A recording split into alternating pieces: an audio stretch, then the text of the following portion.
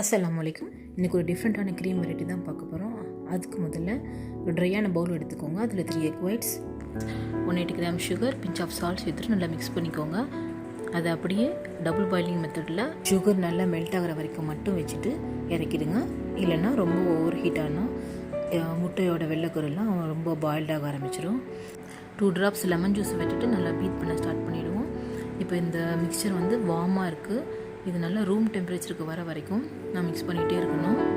Lemon juice ஏன் விடுறோன்னா இந்த சுகர்லாம் வந்து கிறிஸ்டலைஸ் ஆகாமல் இருக்கணும். அதுக்காக தான் இது ஸ்க்ரேப் பண்ணி விட்டுட்டு நீங்கள் பீட் பண்ணிகிட்டே இருங்க. ஏன்னா ஓரத்துலலாம் நிறைய க்ரீம்ஸ் இருக்கும், சுகர்லாம் இருக்கும். அதுக்காக தான் இந்த மாதிரி ஸ்க்ரேப் பண்ணி விடணும். பட்டர் எடுத்து நம்ம முன்னாடியே வெளியே வச்சிடணும். பட்டர் ரொம்ப கோல்டாகவும் இல்லாமல் ரூம் டெம்பரேச்சராகவும் ரொம்ப மெல்ட் ஆகாமல் பார்த்துக்கோங்க. 180 கிராம் பட்டர் நான் எடுத்து வச்சுருக்கேன். இப்போது நல்லா இந்த மாதிரி சாஃப்ட் பீக் வந்த உடனே ஒரு பட்டரையாக எடுத்து நம்ம போட்டுக்கிட்டே இருக்கலாம். கண்டினியூஸாக நம்ம வந்து ஒரு கையில் பீட் பண்ணிவிட்டு இன்னொரு கையில் பட்டர் க்யூப்ஸ் எடுத்து போட்டுக்கிட்டே இருக்கணும். இந்த மாதிரி பீட் பண்ணிக்கிட்டே இருக்கணும் விடாமல். இடையில நம்ம ஸ்பேச்சுலா வச்சு நல்லா கொஞ்சம் ஸ்க்ரேப் பண்ணி விட்டுட்டே இருக்கலாம். மிக்ஸ் பண்ணிகிட்டே இருங்க. இது Swiss meringue butter cream. Sugar கம்மியாக இந்த க்ரீம் சாப்பிட ரொம்ப நல்லாயிருக்கும் நார்மல் விப்பிங் க்ரீமை விட. இப்படி பீட் பண்ணிகிட்டே இருக்கும்போது இப்படி கேர்டெல்லாம் மாறும். அது ஒன்றும் இல்லை, நீங்கள் திரும்ப பீட் பண்ணும்போது அது சரியாயிடும். நல்லா பீட் பண்ணிகிட்டே இருங்க.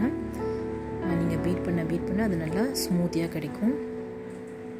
இப்போ நம்ம என்ன எசன்ஸ் வேணுமோ நம்ம சேர்த்துக்கலாம். நான் வெனிலா எசன்ஸ் ஆட் பண்ணியிருக்கேன். உங்களுக்கு என்ன ஃப்ளேவர் வேணுமோ ஆட் பண்ணிக்கோங்க. நல்லா ஸ்க்ரேப் பண்ணிவிட்டு கொஞ்சம் நேரம் பீட் பண்ணுங்கள்.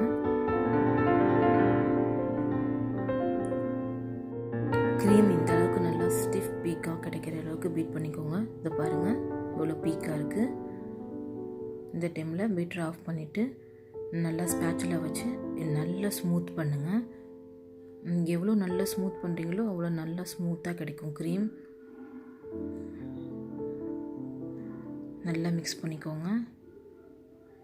இது ரொம்ப நல்லா ஸ்டேபிளாக இருக்கும். நீங்கள் அப்படி ஸ்பேச்சுலாவில் எடுத்து பார்த்தா இது கீழே வந்து விழாமல் இருக்கணும். அந்த அளவுக்கு நல்லா வந்து மிக்ஸ் பண்ணிக்கோங்க.